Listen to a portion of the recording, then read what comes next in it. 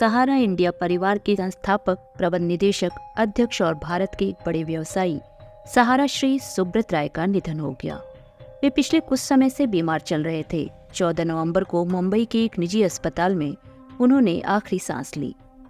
सुब्रत राय का पार्थिव शरीर 15 नवंबर को लखनऊ के सहारा शहर लाया गया, जहां उन्हें अंतिम श्रद्धांजलि दी गई। 1948 में एक बंगाली परिवार में जन्मे सुब्रत राय को दुनिया सहारा श्री के नाम से भी जानती थी। उन्होंने 1978 में सहारा इंडिया परिवार की स्थापना की। साल 2000 में सहारा इंडिया का कारोबार अपने चरम पर था। उस वक्त सहारा इंडिया को भारतीय रेलवे के बाद रोजगार देने वाली देश की दूसरी सबसे बड़ी संस्था बताया गया था। इंडिया टुडे ने उनका नाम भारत के 10 सर्वाधिक शक्ति संपन्न लोगों में शामिल किया था।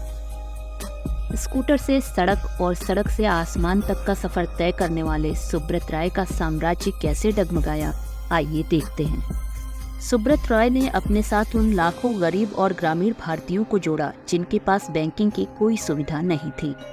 इन्हीं लोगों के सहारे सहारा ग्रुप खड़ा किया।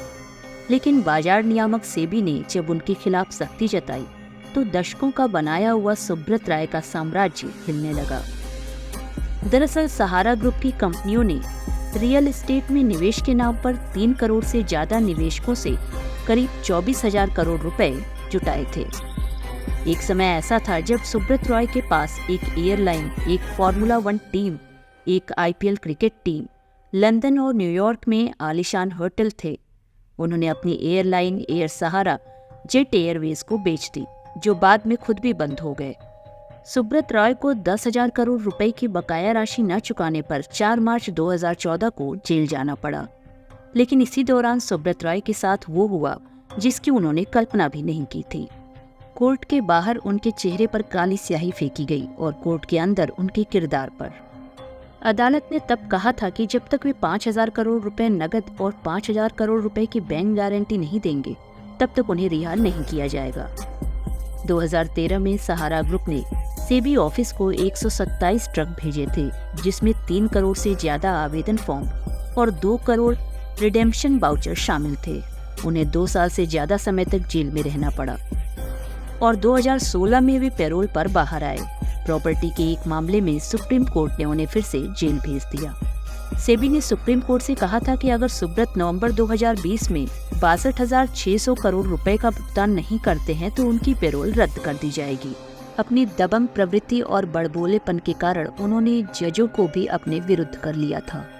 सुब्रत राय बॉलीवुड सुपरस्टार अमिताभ बच्चन को अपना मित्र बताते थे और पूर्व ब्रितानी प्रधानमंत्री टोनी ब्लेयर के साथ कंधा मिलाकर चलते नजर आते थे। साल 2004 में हुई सुब्रत राय के दोनों बेटों की शादी का जश्न लगभग 1 पखवाड़े तक मनाया गया था।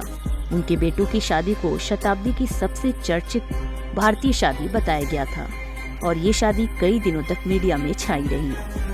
शादी समारोह में करीब 10,000 लोग शामिल हुए थे। इसमें व्यवसाय जगत की हस्तियां, बॉलीवुड के सितारे, क्रिकेट खिलाड़ी और फैशन जगत के दिग्गज शामिल हुए थे। इन अतिथियों को विशेष विमानों से लखनऊ ले जाया गया था। तत्कालीन प्रधानमंत्री अटल बिहारी वाजपेयी जी भी नवविवाहित जोड़ों को आशीर्वाद देने पहुंचे थे। पर किसी ने सच ही कहा है, इज्जतें, शोहरतें, चाहतें, उल्फतें, कोई भी चीज दुनिया में रहती नहीं। आज मैं हूँ जहाँ कल कोई और था, आज मैं हूँ जहाँ कल कोई और था। ये भी एक दौर है, वो भी एक दौर था।